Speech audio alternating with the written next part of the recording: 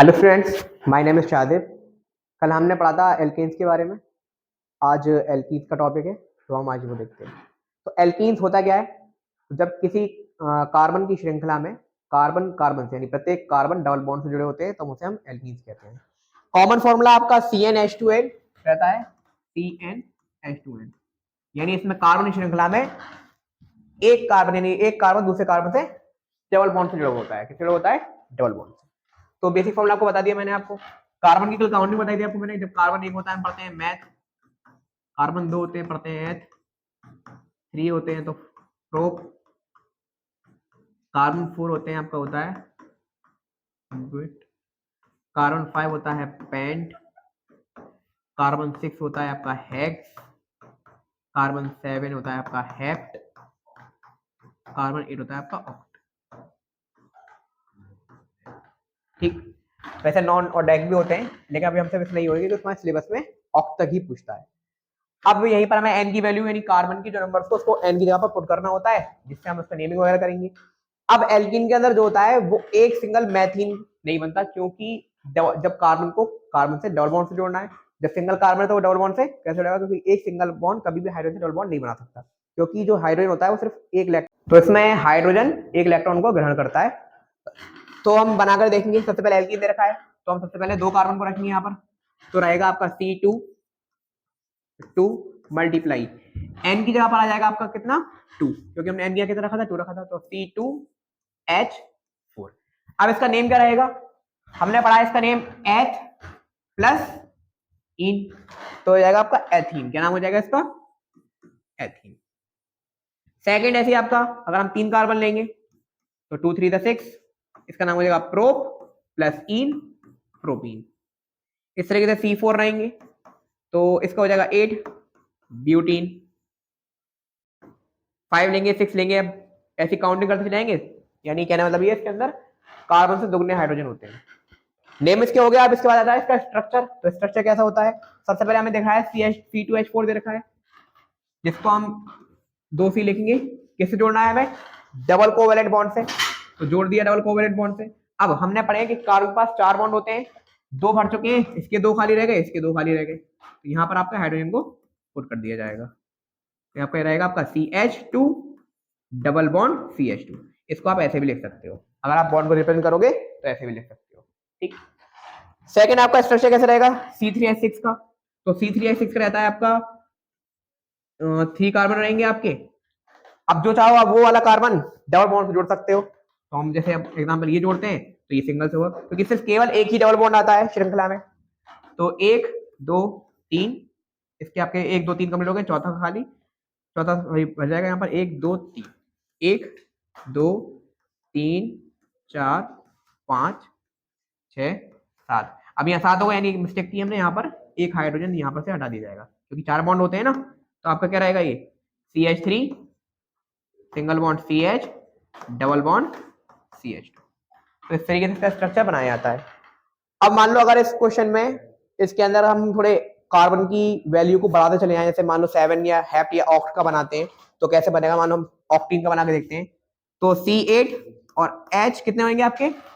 2 multiply N, यानी 2 8 16 16 hydrogen होंगे और 8 कार्बन होंगे। तो 8 कार्बन को लगातार एक श्रृंखला में जोड़े, पहले 1 2 3 4 5 6 7 और एक 8 कार्बन दे रखे हैं।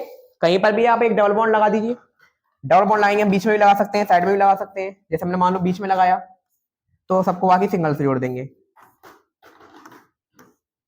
ये आपका सिंगल हो जाएगा आपका CH3। इसके 2 बॉन्ड खाली हैं, यहाँ पर 2 हाइड्रोजन आ जाएंगे। इसके 2 बॉन्ड खाली हैं, यहाँ 2 हाइड्रोजन आ जाएंगे। इसके 3 बॉन्ड भर चुके हैं, एक खाली है, एक हाइड्रोजन यहाँ पर। इसके भी 3 भर चुके हैं, एक हाइड्रोजन यहाँ पर।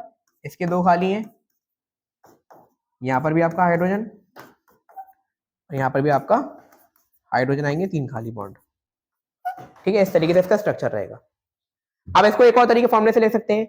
एक तरीका तो है आप इसको C8 और H16 ले सकते हैं, और दूसरा CH3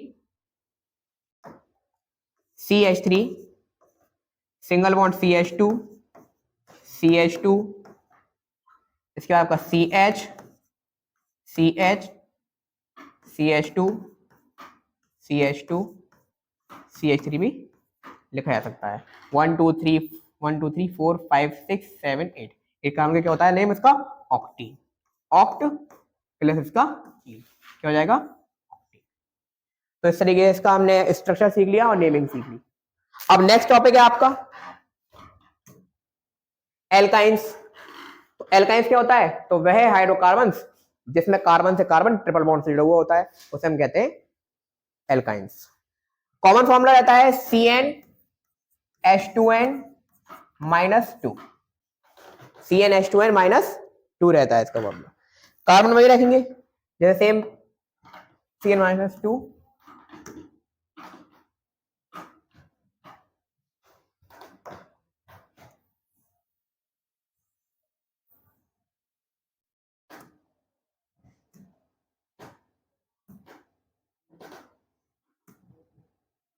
तो इस तरीके से हमने यहाँ पर उठा लिए नेम। इसके अंदर भी मेथाइन नहीं बनेगा क्योंकि वही ट्रिपल बॉन्ड कैसे एक कार्बन ट्रिपल बॉन्ड कैसे बना सकता है एक कार्बन से, तो बनेगा ही नहीं, 2 कार्बन की जरूरत पड़ती है इसके अंदर बनाने के लिए हमें। तो C2 और 2 × 2 -2 तो C2 हमने n की जगह पर 2 पुट किया है तो 2 2 4 4 -2 तो C2H2 इसका नेम हो जाता है H प्लस आइन क्या हो जाएगा एथाइन,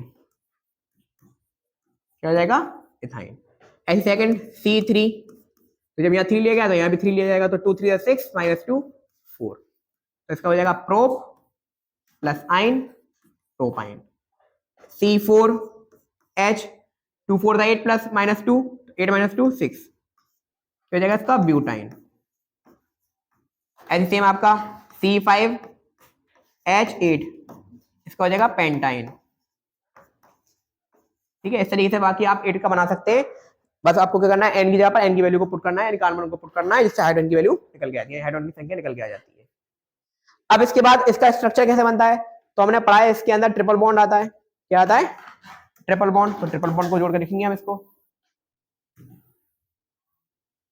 अब देखिए इसका स्ट्रक्चर बनाएंगे, सबसे पहले किसका बनाएंगे फर्स्ट वाले का। C2H2 दे रखा है, 2 कार्बन दे रखे हैं, 2 कार्बन को लिखें किससे जोड़ना है हमें ट्रिपल कोवेलेंट बॉन्ड से, तो जोड़ देंगे 1 2 3 सिंगल इसका खाली सिंगल इसका खाली, ये आपको हो जाएगा CH, इसको हम बोलेंगे अभी भी एथाइन। और इसको एक और तरीके से लिख सकते हैं यानी CH ट्रिपल बॉन्ड CH। दूसरा आपका C3 प्रोपाइन का बना के देखेंगे तो रहता है आपका 3 कार्बन दे रखे, 3 कार्बन में इसके बाद आपको एक सिंगल से जोड़ना है, 3 ट्रिपल से जोड़ने, सॉरी इसमें एक सिंगल से और एक ट्रिपल बॉन्ड से जोड़ना है, तो यहां पर हो जाएगा आपका ट्रिपल और ये सिंगल। आप इस कार्बन में चेक कर रहे होंगे कि 3 बॉन्ड भर चुके हैं, सिर्फ कितने खाली है एक खाली। इस कार्बन को चेक कर रहे हैं आप 1 2 3 4 सारे भर चुके हैं, यानी इस कार्बन के पास एक भी हाइड्रोजन नहीं होगा, बाकी का यहाँ पर 3 हाइड्रोजन यहाँ आ जाएंगे आपके, तो हो जाएगा आपका CH triple bond C single bond CH3, तो इसका नाम अभी भी क्या रहेगा प्रोपाइन रहेगा। इसी तरीके से हम कोई सा भी स्ट्रक्चर्स का बना सकते हैं। मान लो हम बनाते हैं पेंटाइन का, तो कितने कार्बन दे रखे हैं 5 कार्बन दे रखे हैं, तो 5 कार्बन को एक सीधी लंबी चेन में रखेंगे 1 2 3 4 5 5 कार्बन ले लिए, कहीं भी ट्रिपल बॉन्ड ले सकते हैं, बीच में ले सकते हैं, एंड में भी ले सकते हैं, साइड में। अब एंड में लेके देख लेते हैं, हम यहाँ पर लिया या बीच में ले लें 1 2 3 बाकी सब किससे लेंगे सिंगल सिंगल सिंगल। आप चेक कर रहे हैं इसके अंदर कि सारे कार्बन एक लंबी श्रृंखला में जुड़ चुके हैं जिसमें एक ट्रिपल बॉन्ड आ रहा है, बाकी अब बॉन्ड चेक करेंगे कितने खाली बचे हैं, तो कार्बन के 3 बचे हैं यहाँ पर, इस कार्बन के 1 2 3 4 कंप्लीट, 1 2 3 4 कंप्लीट, इसके भी कंप्लीट हो गए, इसके 2 खाली इसके 3 खाली, तो हाइड्रोजन यहां पर लगा देंगे। आप जब चेक करेंगे तो C5 है और H कितने आ रहे हैं 8 आ रहे हैं, कितने आ रहे हैं 8, इसको बोलेंगे अभी पेंटाइन। ठीक है, आज के लिए बस इतना ही काफी है। नेक्स्ट वीडियो देखने के लिए सब्सक्राइब करें, बेल आइकन प्रेस करें और थैंक यू।